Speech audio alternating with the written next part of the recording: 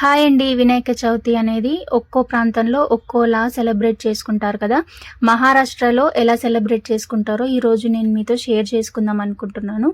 రేపు వినాయకుని నిమజ్జనం అనగా వీళ్ళు ఇలా మహాభోగ్ ఆరతి అని సెలబ్రేట్ చేస్తారనమాట. దీనికోసం వీళ్ళు 56 వెరైటీస్ ఎవరికి తోచింది వాళ్ళు తీసుకొస్తారనమాట ఈరోజు. దేవుడికి నైవేద్యంగా పెట్టి పూజ చేస్తారు. అలాగే వీళ్ళు మహాభోగ్ ఆరతి అని చెప్పాను కాబట్టి ఆరతి ప్లేట్ని ఇంట్లోనే ప్రిపేర్ చేసి తీసుకొస్తారు. డైలీ ఇక్కడ వీళ్ళు మనలాగా వ్రతం మీద కూర్చొని డైలీ వ్రతం చేయరు, జస్ట్ హారతి ఇస్తారనమాట.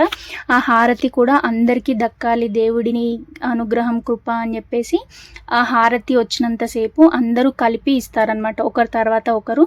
ఈరోజు మాత్రం ఇంట్లో ఆరతి ప్రిపేర్ చేసుకొని దాన్ని ఇంట్లో పూజ చేసుకున్న తర్వాత దేవుడి దగ్గర ఇక్కడికి తీసుకొచ్చి ఈ నైవేద్యాలతో పాటు ఇలా అందరూ కలిసి హారతిస్తారనమాట. దేవుడి పాటలు పాడుకుంటూ పూజ చేసి హారతిస్తారు. ఆ తర్వాత తెచ్చిన ప్రసాదాలన్నీ దేవుడికి నైవేద్యంగా పెట్టిన తర్వాత ప్రసాదాలు అందరికీ పంచుతూ అండ్ హారతి ఇచ్చిన తర్వాత ఆ హారతి కూడా మొక్కుకొని వీళ్ళకి స్పెషల్గా కొన్ని పాటలు ఉంటాయండి మహారాష్ట్రియన్స్కి.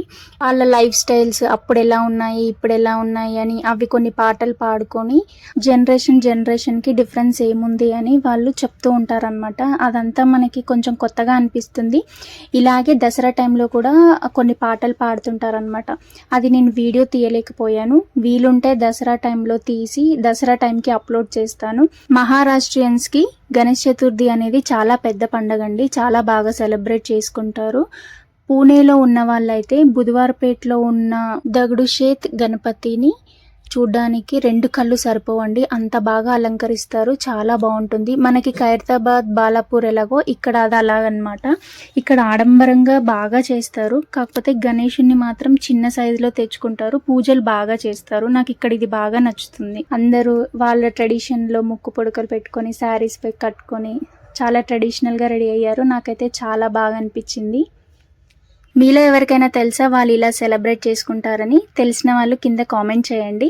అలాగే నా ఈ వీడియోస్ నచ్చితే లైక్ చేయండి, షేర్ చేయండి, సబ్స్క్రైబ్ చేసుకోండి. పక్కనే ఉన్న బెల్ ఐకాన్ని క్లిక్ చేస్తే నా వీడియోస్ అన్నీ మీకు వచ్చేస్తూ ఉంటాయి.